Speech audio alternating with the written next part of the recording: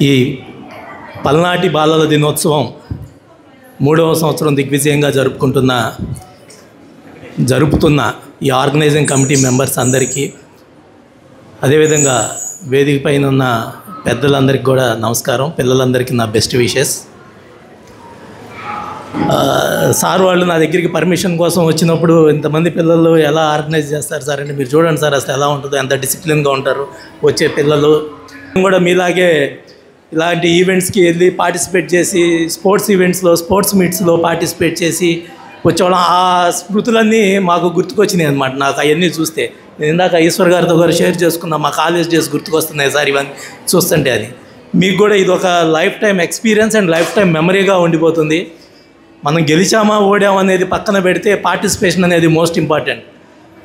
అది పార్టిసిపేట్ చేయడానికి ఇంతమంది పిల్లలు ఇంత ఎంతూజియాస్టిక్గా వచ్చి చేయటం చాలా గొప్ప విషయం. ఇంతమందిని ఇక్కడ ఆర్గనైజ్ చేయటం ఇంకా పెద్ద విషయం.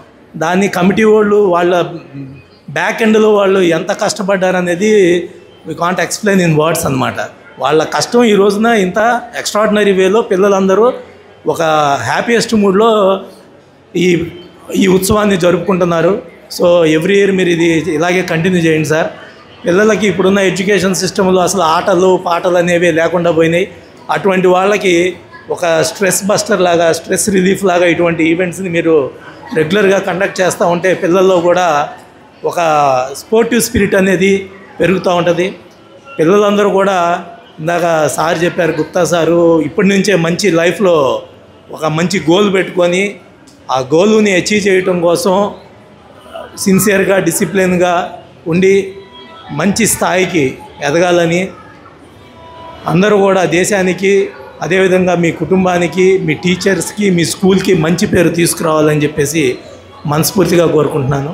నన్ను ఇక్కడికి పిలిచి ఇవన్నీ నేను కూడా సెన్స్ చేసేదానికి అవకాశం కల్పించినందుకు మీ కమిటీ మెంబర్స్ అందరికీ కూడా థ్యాంక్స్ చెప్తున్నాను.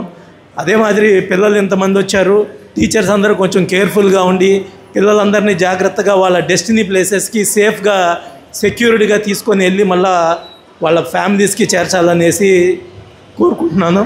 Thank you sir.